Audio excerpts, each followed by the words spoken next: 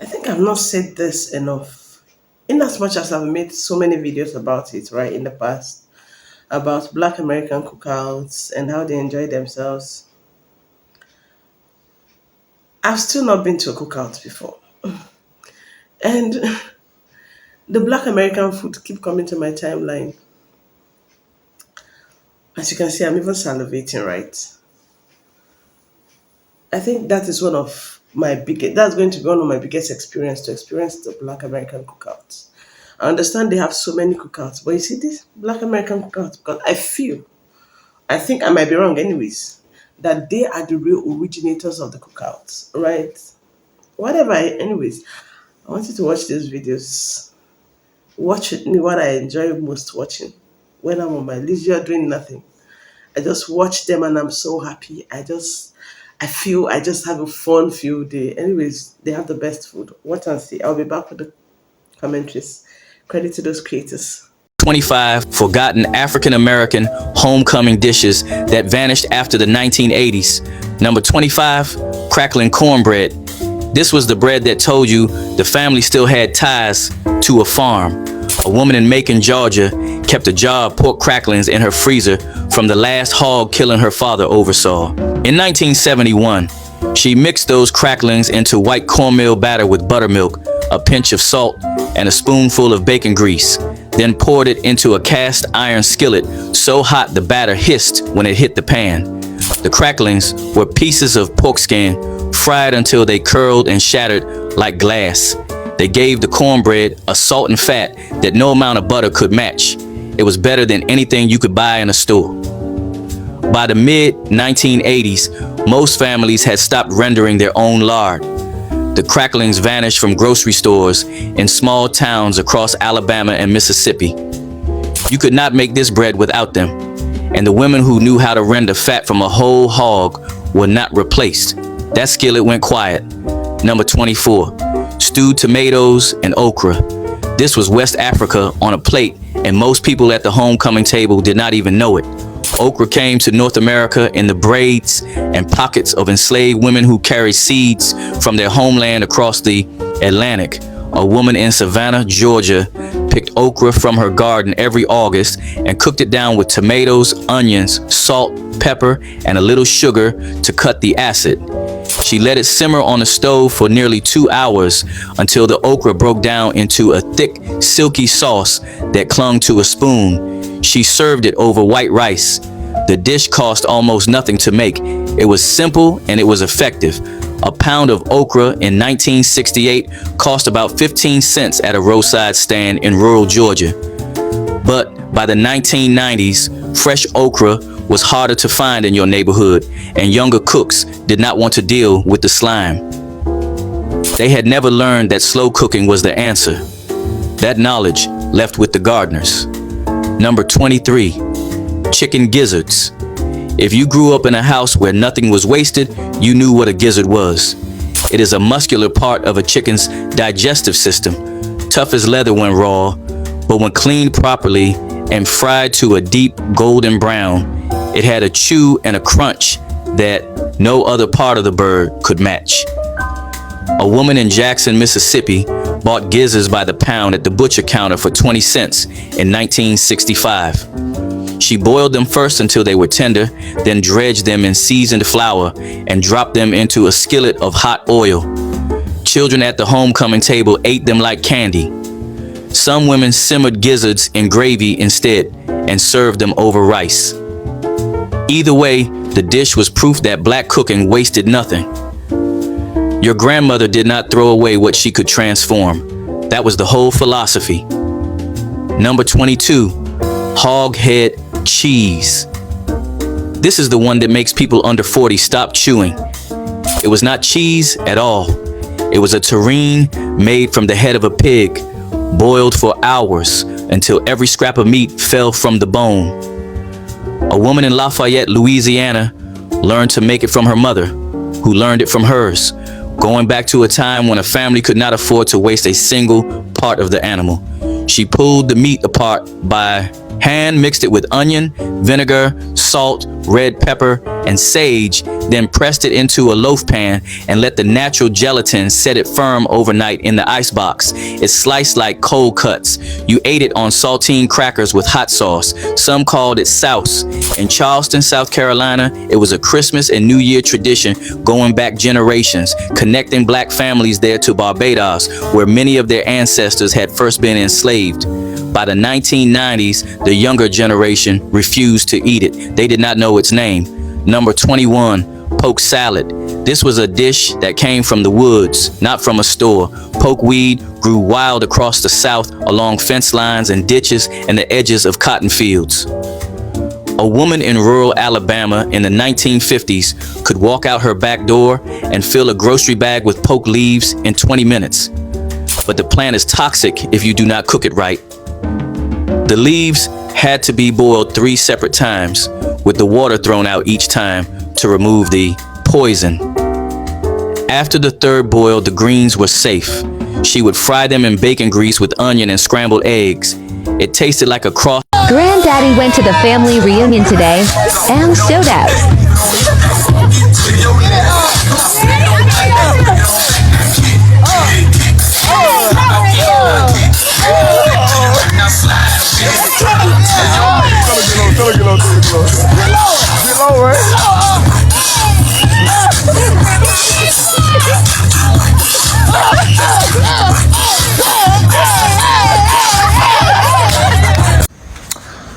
I think I speak for all white people who got black friends that there's no greater victory or sense of accomplishment in your relationship with your black friends when they pop off and call you their ninja.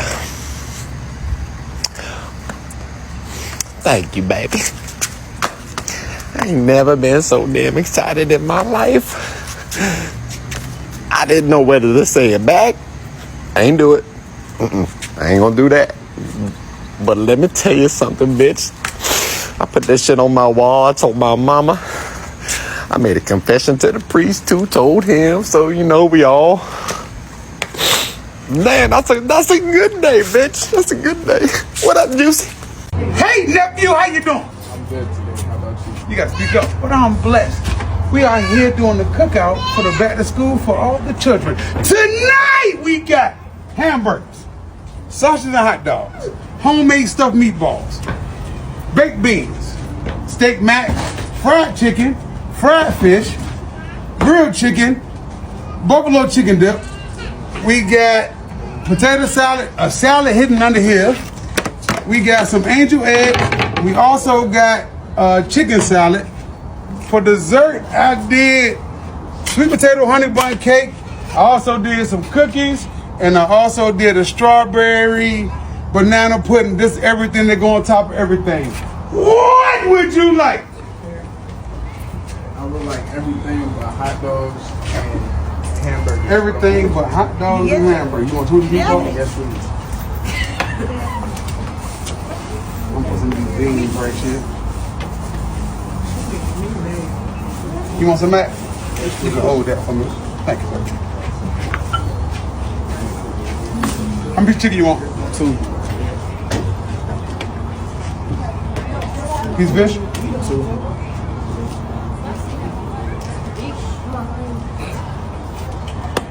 Just one.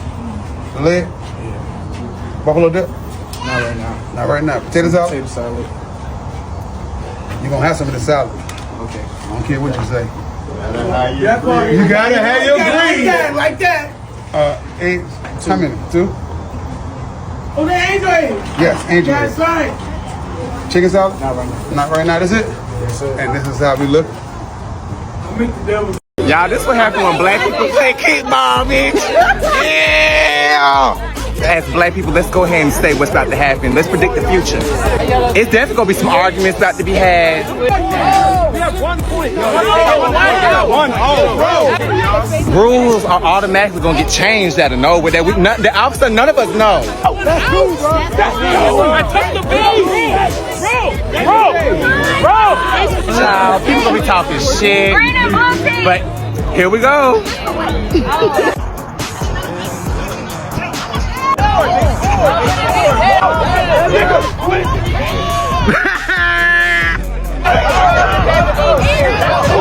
Thank you. Your son now I pray. Amen. Amen.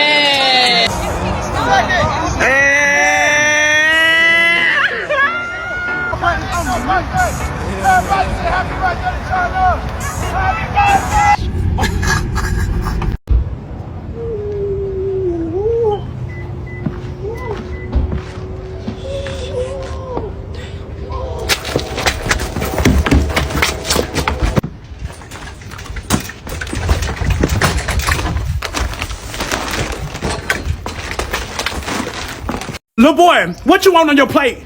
Huh? You need to speak up. Can't nobody hear what you say. What you want on your plate? You want a hot? You not getting no hamburger. You want a hot dog? Fix him a hot dog and put some baked beans on his plate and get him a Capri Sun because I know him. Junior is not gonna eat all his food because he like to throw his food away. He play over his food. Did y'all fix y'all plate? Cornisha, come see about your baby. Stop passing this baby around to everybody. This is your child. Give me y'all little kids. Stop all that playing. Y'all get over here and come eat. Brenda, come get your son. He over here pushing kids. He pushing the little kids around. You know your son too big to be pushing them kids with his bad ass. How am I trying to start with her? Ain't nobody saying nothing to Brenda. She the reason my daddy ain't got no headstone.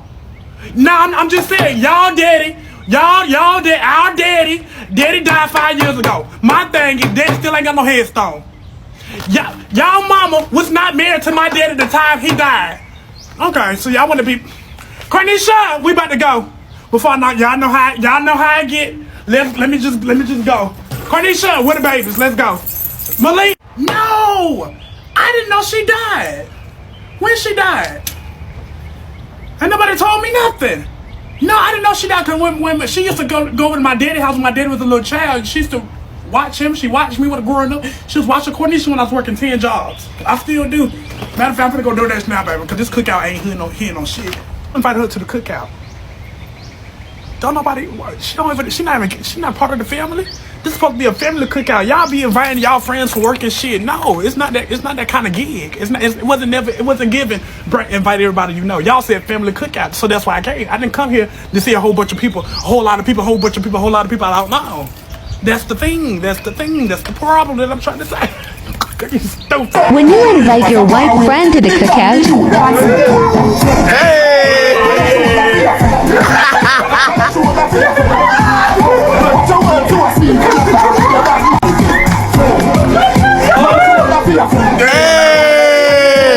Wave check. Wave check. Wave check. Wave check. Got to take it off. Yep. Wave check. What do you bring to the cookout? Me? Yes. Water. I'm not being that dude. You made this? Get out. Yeah. No. The best thing for a white person to do at a cookout is compliment the food. Don't bring it. But it got to come off as Yeah, genuine, oh not my just as God, what did you put in this? Yeah. And enjoy it. Yeah. The only marginalized community that will forever be invited to the cookout is Jamaicans. Jamaicans food good as hell. They nice as hell. They tell the truth. They pretty as hell. They can dance. And I feel like they're the only immigrant group that comes to this country and treat black people like fucking people. I don't know, Jamaicans just cool as fuck. I just love them. I've seen a lot of TikToks where black people ask white people questions.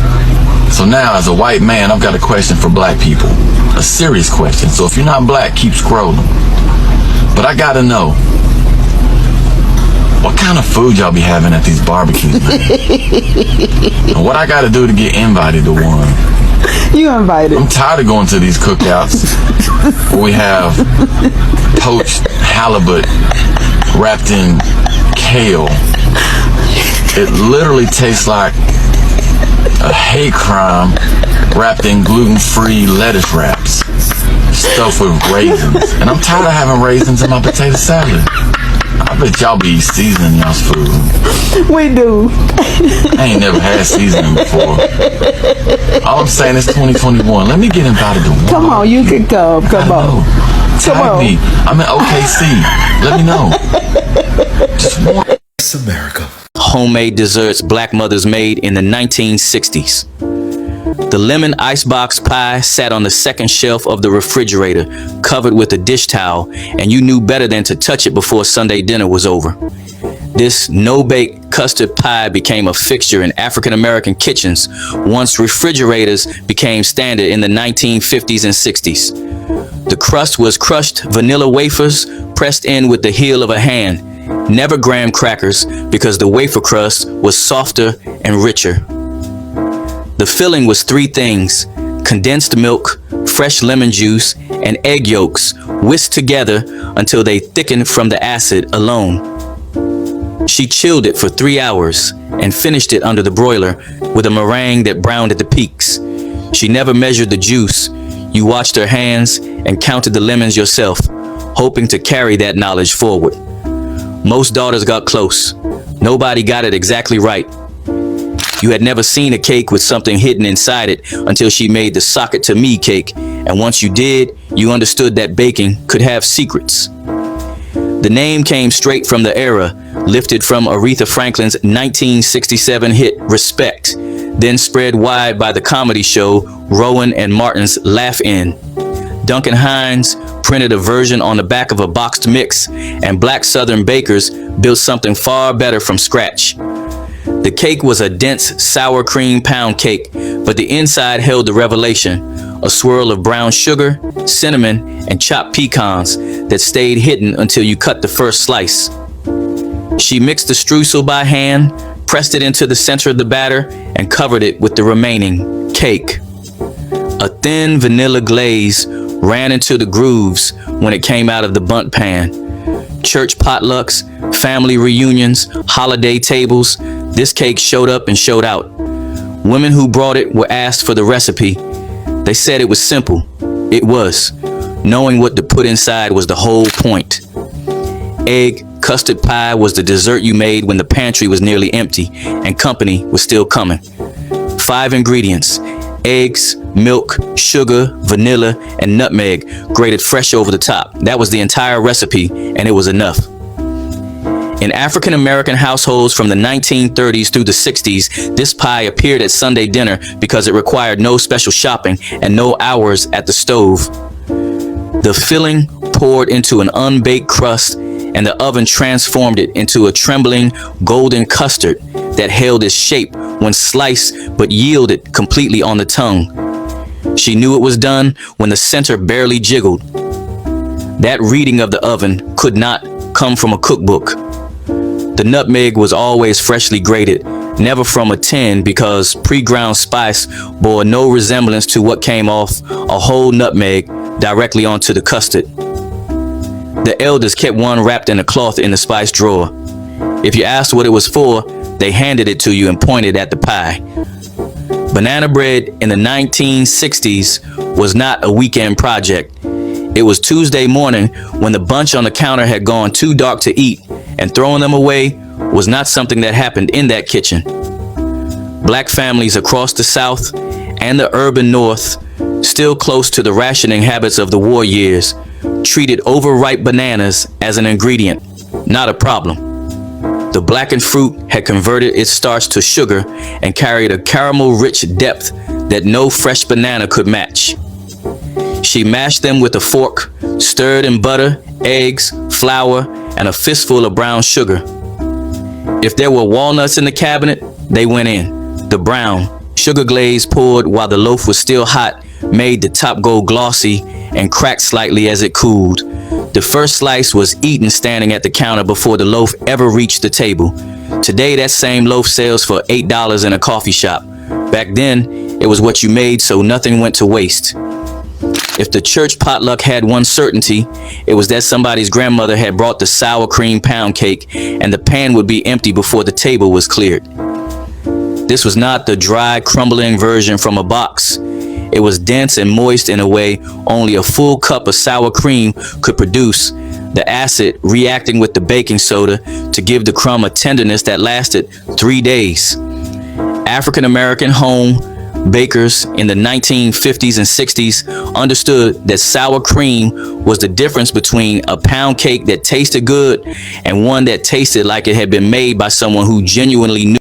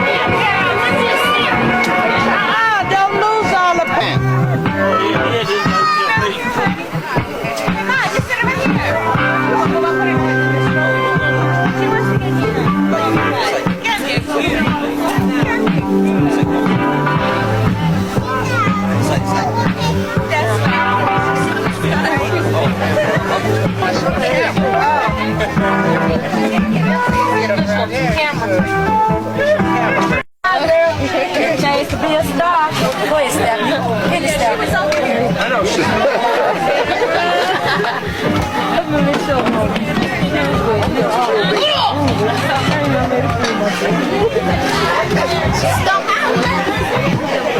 Question for my new black American cousins. What is a cookout? What happens at the cookout? What goes down? What kind of food is being served? I need to know all the details. I had a lot of comments in those last few videos saying that I'm now invited to the cookouts, so I need to know what the script is. The only real equivalent we have is that one day a year when the sun decides to come out and shine and it stops raining. The family and the friends will gather round for a barbecue. Now, it starts off with the dad, the uncle and the oldest son all arguing, trying to alpha male each other out of who's going to be doing the cooking. Everyone will get served one burger each with a bit of soggy lettuce, some mayo, ketchup or barbecue sauce if you're feeling fancy. No other seasoning in sight. However, there will be plenty of alcohol there to choose from. The older cousins will be there and they'll be trying to get the younger cousins drunk so much that they end up being sick and sent to their room early. The creepy uncle will turn up, get drunk, and he'll start saying things like, if Ivanka wasn't my daughter, I'd probably be dating her. Or going up to his own daughter's friends and saying things like, you know, in a few years' time, I'll be dating you. Eventually, though, he will get too drunk and he'll get chucked out by the other dads and uncles at the barbecue. The teenage daughter and her mother will inevitably have a big screaming match, a big argument that'll make the whole place silent and awkward for a good half an hour. And eventually, the night's over. When it starts to rain, we all go inside and the drunk aunties are singing and dancing to ABBA. That is a Scottish cookout experience, if you want to call that. So please tell me what differences there are, because for me, the bar is on the floor at the moment. I'm sure your cookouts are a lot better than that, so I'm intrigued to hear what's in store for me. You would definitely be lying to yourself if you say these foods are not appetizing or they don't look good. I like it. The best parts of it is the chicken wings and their fried chicken. Any day I come to your cookout, trust me. A lot of you have always told me, BJ, you're coming for the cookout. I'm inviting you for the cookout, but it hasn't been official yet. But this is me now fantasizing. Anytime I come for the cookout, God, I will eat everything. I'm going to take away chicken. I mean the fried chicken, not the roasted one. I mean, I don't like roasted chicken. You see that fried crispy chicken? Hey, God. That one. I like that vegetable thing. And it's going to look really good. Oh. Anyways, I think black Americans really know how to enjoy themselves at the end of the day. Whether they are old, whether they are young, they have the best time ever. They have the best family time ever. And I believe this whole, family reunion, family cookouts, and all of that came from black Americans. And I must give it to them. They are the originators of really, really beautiful things we see across the world, because right now, so many people do reunion, even back here in Africa, right? People do it and it's really, really, really, really amazing. But not like that of Black Americans, because Black Americans, you're going to see activities. You see them play music, they play games, they joke a lot, they have fun. And despite all they've been through, this is what I keep feeling. Despite all they've been through, it doesn't stop them. They still enjoy themselves regardless. Come on. Come on. Tell me what other life is best to live than being a black American. Being a black American is sure for me. If I have an opportunity in my second life, right, if I have another life to come to reconnect, I would definitely be black American. Probably from Tennessee or New York. Yeah. Yeah, I'm not joking, I'm serious. New York, Tennessee, Atlanta. Which other is it Michigan or Detroit? I love all Black American cities, to be honest. Anyways, let me see your thoughts in the comments. What do you think about me coming to a blackout or a black cookout? Please let me see that. Bye, guys. Please kindly subscribe, like, share these videos. I'll see you almost immediately on the next one.